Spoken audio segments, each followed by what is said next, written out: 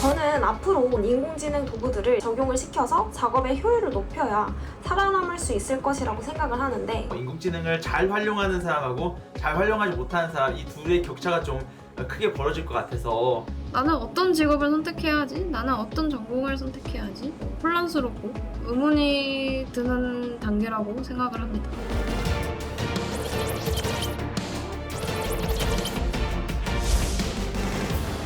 저희 윗세대 분들은 이제 민주화가 현재 선상이 공통된 과제였던 적도 있고, 그렇다면 우리 세대의 공통된 과제는 무엇이냐?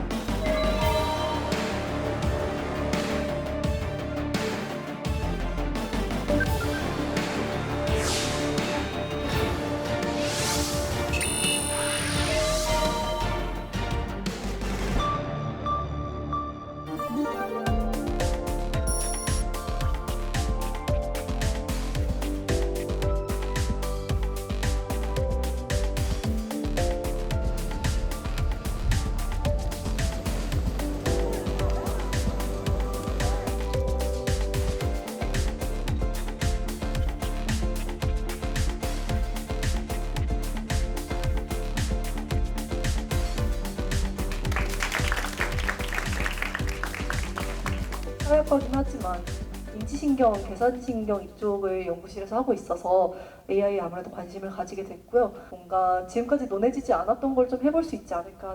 근데 최근 들어서 교육 현장이 많이 변화하고 있고, 그 변화에 굉장히 인공지능이 많은 도움을 주고 있어서 제가 이 분야에서 어떤 걸 좀 더 할 수 있을지 고민을 하게 되다가, 우리 세대가 결국 인공지능 또는 로봇과 같이 살아가야 되는데, 그들과 같이 살아가려면 어떤 세상이 되어야 될까?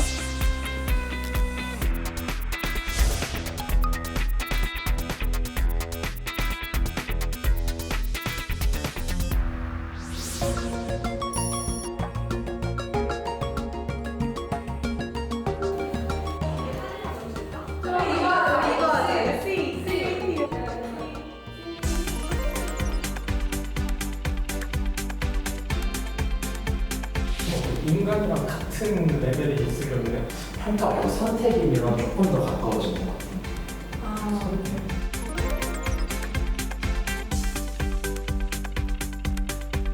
모든 사람이 이런 빅데이터에 대해서 흔히 말하는 접근이 가능하고, 모든 사람이 그런 흔히 말하는 이제 모델을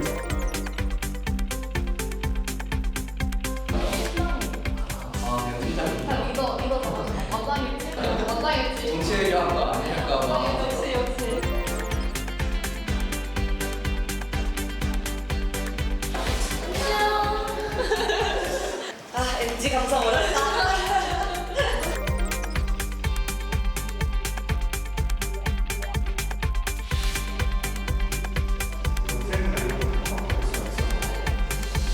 그래서 그런 것들이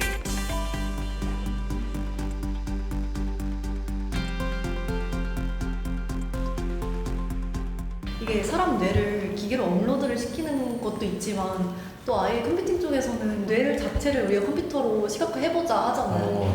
퍼스널 아이덴티티, 인격 동일성에 대한 이야기. 어떤 이 인간이랑 이 인간이 같은 인간인가를 판정하는 기준을 두는 건데, 이 심리적 동일성 이론에 따르면 인간이란 무엇이냐, 그것은 어떤 우리의 기억이나 어떤 이성적 본성이나 약간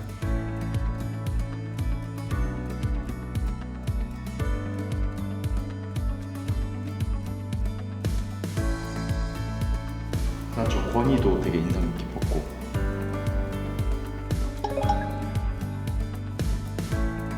스펙트럼화 된다라는 느낌도 들었어요.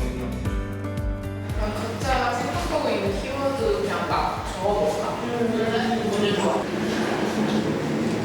인공지능을 어떻게 쓸지는 그 사회의 구성원들이 결정을 하는데, 그건 결국 사회가 가지고 있는 욕망과 문제를 그대로 반영을 할 거라고. 우리 사회에 어떤 욕망과 문제가 있을까? 난 우리 지난번에 만나서 얘기했던 비교 사회가 난 핵심이라고 생각해.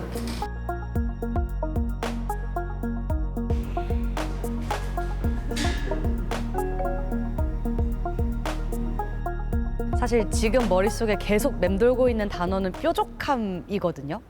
이렇게 여러 가지가 동시에 변하고 있는 상황에선 큰 그림을 보는 것만큼이나 한 섹터에서 좀 깊게 들어가는 고민도 필요한 것 같다 이 생각이 들더라고요.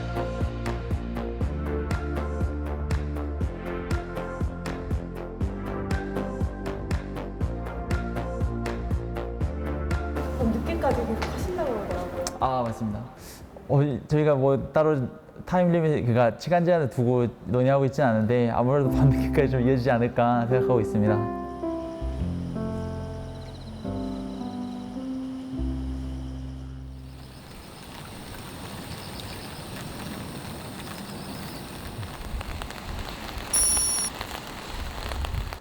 우리 10분만 자고 시작할까? 잠깐 쉬었다가 한 40분부터 시작할까요, 그러면? 좋아요.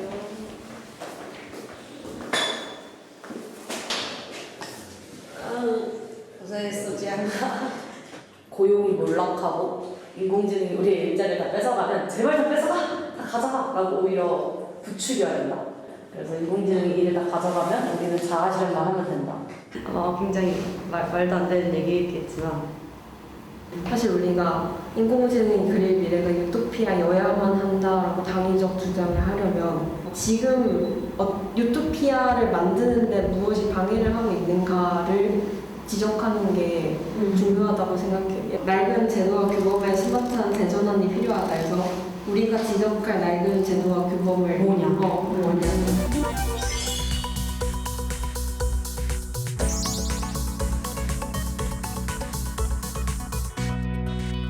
저희가 여러분들께 제시하고 싶은 미래는 바로 단순 노동으로부터의 자유, 즉 인류의 해방입니다. 현대사회에서는 자본주의 논리에 맞춰 노동, 즉 물질적인 가치를 생산하는 활동이 가장 중요하게 취급받고 있습니다. 노동과 노동으로 인한 경제적 이득이 더 이상 중요하지 않게 됐을 때 일은 어떻게 될 것인가, 사회는 어떻게 될 것인가에 대한 새로운 가능성이 제시되어야 합니다.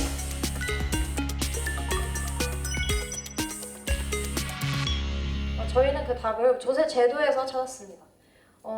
모든 국민은 납세의 의무를 진다. 다들 아시는 사실일 텐데요. 그러면 세금은 인간만 낼 수 있는 것일까요? 아닙니다. 법인, 즉 실제 하지 않는 어떤 허상이죠. 하지만 법으로는 법인을 법적으로 인간으로 보고 이 법인에게도 세금의 의무를 부과하고 있습니다. 그렇다면 인공지능이나 로봇도 법인과 같이 법적 인간으로 인정을 한다면 세금의 의무를 부과할 수 있다고 저희는 생각을 했는데요. 기업이 노동자를 고용을 하듯이 AI나 로봇에게도 월급을 주고 그 월급의 일정 부분을 세금으로 떼어서 사람들에게 분배를 하면 기본소득 제도와 같은 사회보장 제도가 됩니다. 이 소득에 기반해서 인간은 노동으로부터 탈피해서 인간다움과 자아실현에 기반한 가치, 그리고 행복, 자아실현과 같은 물질이 아닌 다른 가치를 지향을 하게 돼야 한다고 생각을 했고요.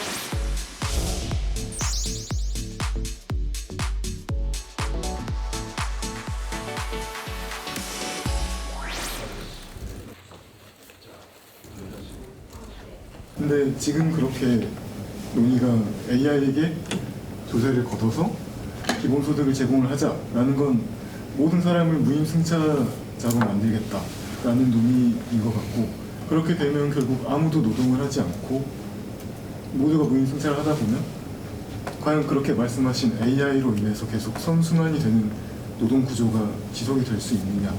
저희는 반대로 이렇게 질문을 드리고 싶습니다. 왜 무임승차를 하면 안 될까요? 우리는 언제부터 돈을 내야만 차를 탈 수 있는 시대에 살아왔을까요? 그 사람들이 결국 소득도 소비를 해야 하는데 소비를 어디다가 하느냐라는 거죠. 사람과의 관계에서 소비를 해야 하는데 모든 사람이 소비를 하려고 하다 보면 그 소비를 할 수 있는 관계라든가 공간이 없어진다라는 거죠.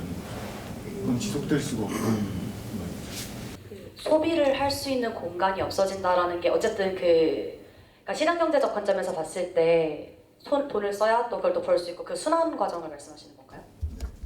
근데 저희가 계속 말씀드리고 싶은 건 그런 과거의 효과만큼이나 우리가 포기할 수 없는 인간이 가지고 있는 모든 잠재력을 극도로 발휘할 수 있을 만한 변화의 기회가 눈앞에 있다.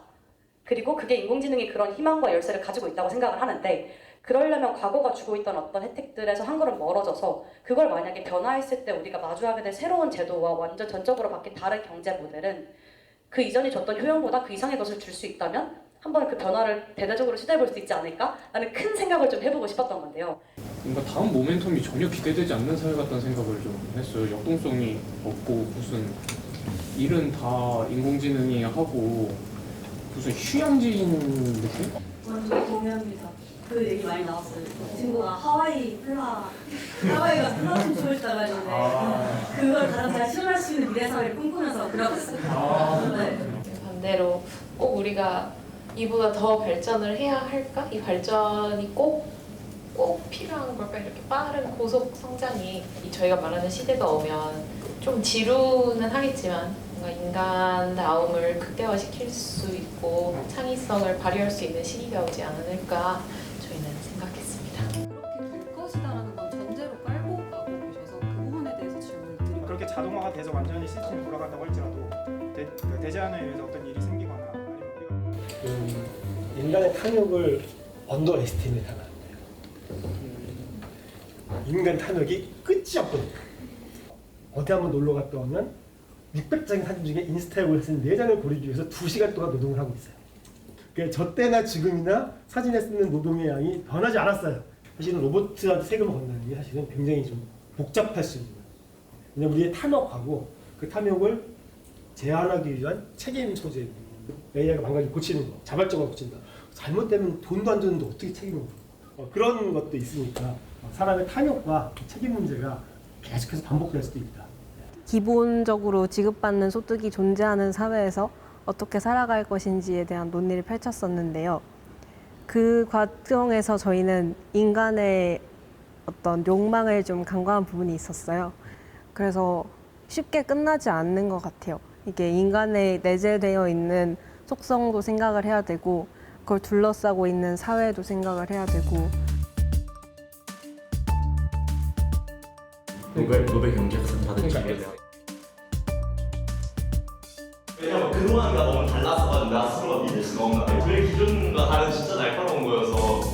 상식력이 더 커지는 격차가 하위 계층이 되냐 중간 계층이 되냐.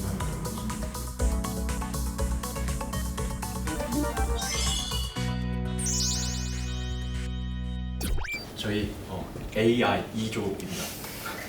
발표 시작하겠습니다. AI가 도래해도 지금의 권위가 여전할까요? 어떻게 생각하시나요?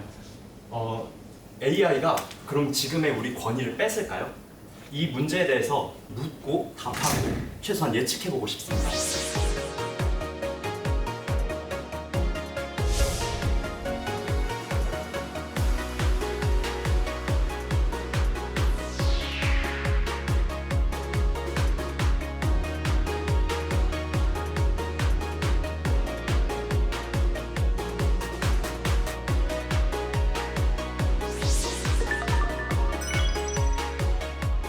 다음으로 계약적 권위가 어떻게 분개를 하는가를 이야기를 할 텐데, 결국 계약적 권위라는 건 누구에게 부여가 되느냐 하면 고용주와 피고용인이 있을 때 피고용인에게 부여가 되는 것입니다.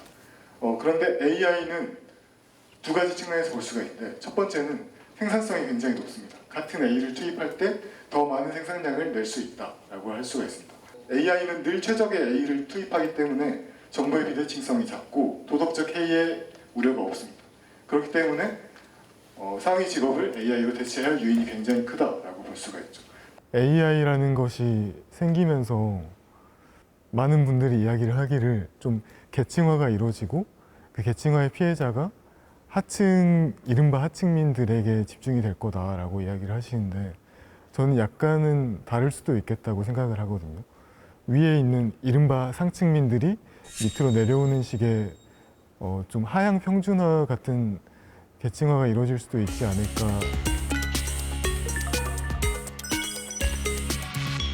그래서 강조를 하고 싶은 게 이제 본능적 권위 부분입니다. 저희가 본능적 권위라고 생각했던 거는 저희가 딱 봤을 때 위압감을 느낀다던가 두려움을 느낀다던가 혹은 끌림을 느낀다던가 그런 요소들을 말하는 거고요. 뭐 예를 들면 연예인이 예쁘다. 저희는 본능적으로 예쁘다, 좋다라고 생각을 하고, 먼저 자본과 주주 같은 경우에는 돈이라는 본능적인 것이 있습니다. 돈이 뭐 우리 내 프로그래밍 되어 있지는 않을 수도 있지만 워낙 오랜 기간 동안 지속이 되어 왔고 이제 우리는 돈을 가진 사람을 보고 본능적으로 어떤 권위를 느끼게 된다고 저희는 판단을 했습니다. 이 상황에서 가장 먼저 없어지는 것은 저희가 보기에는 CEO 상위 직업이지 이 일반 사무직과 데이터가 아니라는 점입니다. 마지막 예시입니다. 유튜버, 교수, 대학원생입니다. 저희가 이제 일단 라고 생각을 하지만 저희가 이제 말씀을 드리고 싶은 부분은 사람들은 교수, 대학원생 이 사람들보다 유튜브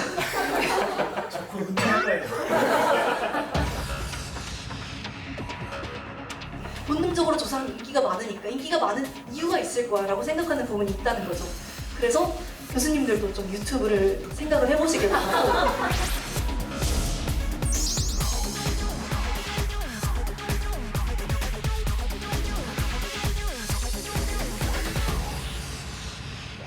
발표를 17분 25분 제가 중단을 시키려다가 나의 미래가 어떻게 될까 중단을 시킬 수가 없었습니다. 직접 권위의 균열에서 지적 권위가 붕괴되는 경우를 더 똑똑한 사람이 있는 경우라고 했는데 제가 박사과정에 진학한 게 사실 이런 교수님들께 정말 배우려고 왔어요 만약에. 근데 더 똑똑한 게 정말 인공지능이라면 나는 여기 온 게 정말 비이성적인 결정이 돼버리는 거예요.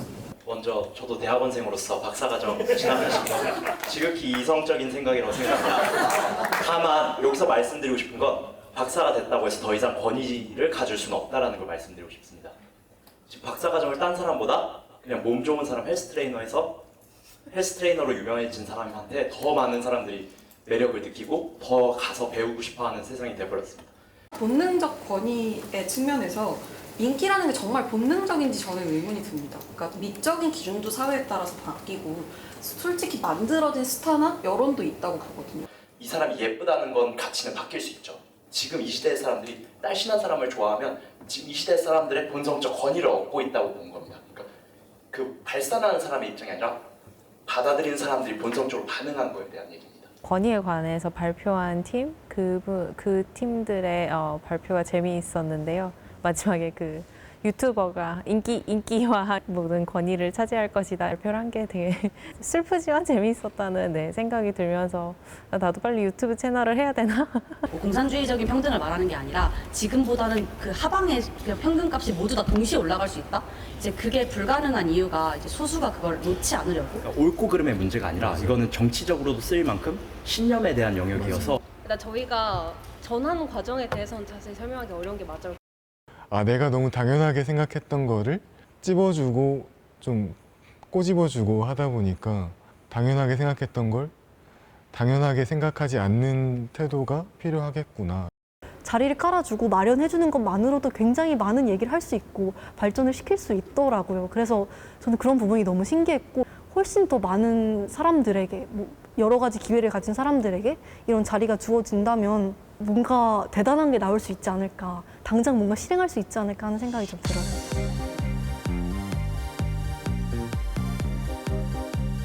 효율을 추구하는 건 인간의 욕망에서 기인한 거고 그리고 공학의 본질이라고 볼 수 있다. 근데 이게 언제나 옳겠느냐라는 질문을 드렸었습니다.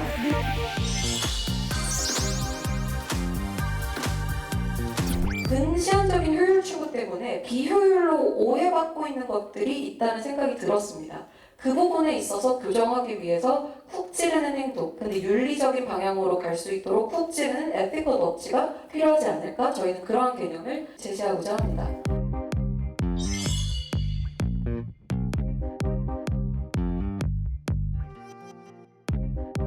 소비를 통해서 이게 내 마음에 안 든다는 걸 보여줄 수도 있고요. 그것이 기업에게 영향을 직접적으로 끼치지 않더라도 여기 점선 표시된 게 멋진데요.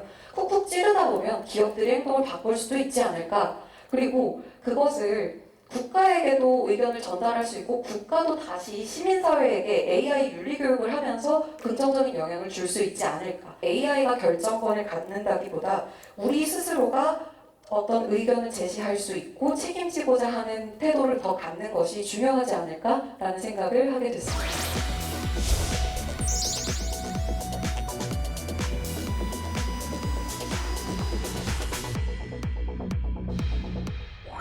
그러면 이거는 제가 볼 때 그냥 뭐 시위하고 싶으면 시위하고 뭐 보이콧하고 싶으면 보이콧해라 약간 이 정도의 뉘앙스밖에 안 되는 것 같아서 예컨대 그러니까 애플에서 흑인 얼굴을 잘 인식을 못하는 AI를 내놓으면 기분 나빠서 안 사거나 이걸 내가 왜 사 하고 안 사는 흑인들이 있을 수 있겠죠?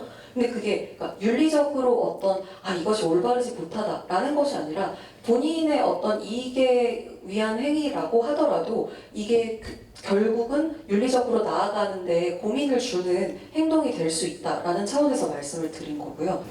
전 그 에스컬너지가 의도가 있는 행위를 말하고 싶은 것이 아니라면 저는 그건 더 문제라고 생각하거든요. 그럼 저는 여기서 재현하는 게 없다고 생각을 하거든요. 왜냐하면은 보통 저희는 의도를 가지고 하는 것만 행위라고 하지 그거는 행위라고 안 하잖아요. 그러니까 애초에 그러면 어떤 행위도 제한하고 있지 않은 것 같아요. 그냥 뭐 살고 싶은 대로 살아라고 하는 것밖에 안 되는 것 같아요. 네, 그런 소비 운동뿐만 아니라 교육 같은 경우도 있잖아요. 이렇게 교육이나 여러 가지 그런 규제들을 통해서 이런 게 조금 더 강화될 수 있지 않을까? 조금 더 시민들이 그런 윤리적으로 이게 알면은 문제 의식이 생길 수도 있듯이 그런 문제 의식을 가질 수 있지 않을까라고 좀 생각해봤어요. 살짝의 떨림과 묘한 흥분과 그렇습니다.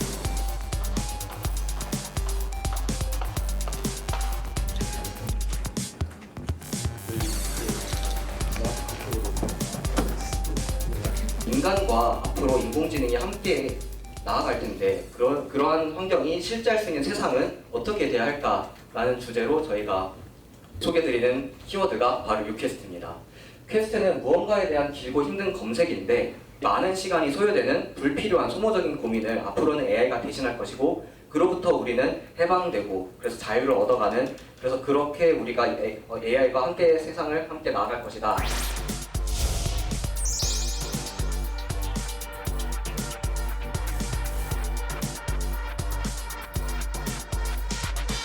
저희가 마주할 사회를 다음과 같은 키워드로 정리했습니다. 저희는 지금 신중세 사회로의 분기점에 놓여 있다고.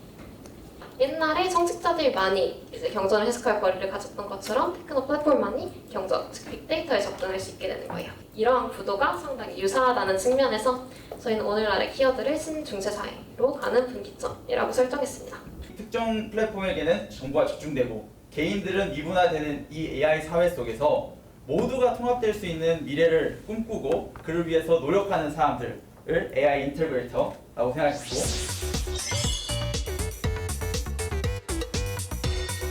인테그레이터들이 사회를 바꾸기 위해서 사회 전반에 미치는 영향을 무브먼트, 운동으로 담아보았습니다.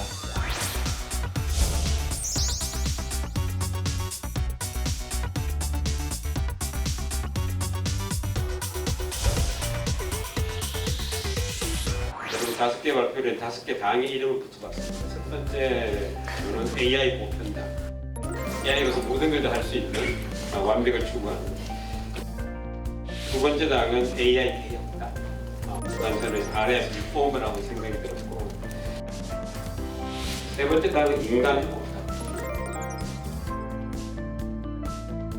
네 번째는 행복 분명다. 다섯 번째는 권위 본능다. 여러분이 나중에 사회에 나가서 20년, 30년 후 뭔가 커리어를 이제 호소할 때도 순수성 잊지 않으면 좀 더 멋진 사회가 되지 않을까 생각이 듭니다. 많은 것을 느끼게 하는 하루였습니다. 고맙습니다.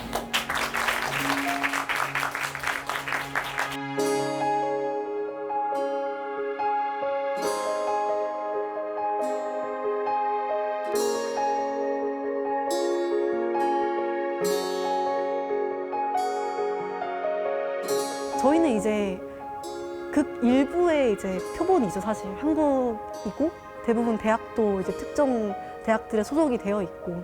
근데 이제 그게 중요한 게 아니라 오히려 사람들을 모아놓고 충분히 말을 할 수 있는 자리를 깔아줬다가 더 포인트인 것 같아요.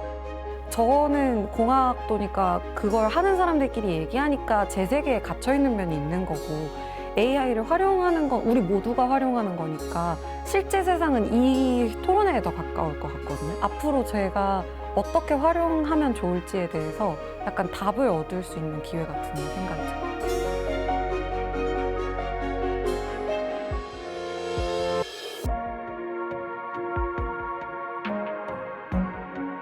모두 잘 모르는 문제에 대해서 우리 함께 힘을 합쳐서 생각해보는 일이 얼마나 중요한가.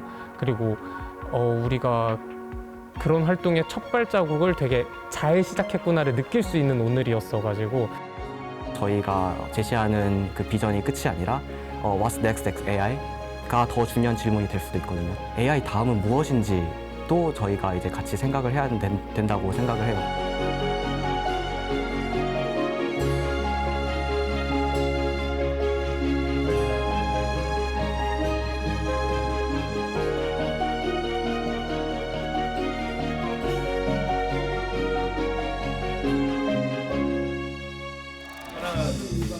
AI죠. 근데 이게 좋은 거예요. 아 그래 이렇게 약간 AI예요. AI가 한 명 못할까? 이렇게 한 명 A, I, E 하면은 집 까워질 거요. 그 4시 반에 자가지고 졸립니다. 팀원들 너무 고생했다는 말 전하고 싶습니다. 미스 코리아 약간 당선 그거 같아요. 3일 동안 이제 다양한 이야기를 할 수 있어서 너무 감사했고 수고한 만큼 이제 또 각자 집에 돌아가서 푹 쉬었으면 좋겠습니다. 화이팅!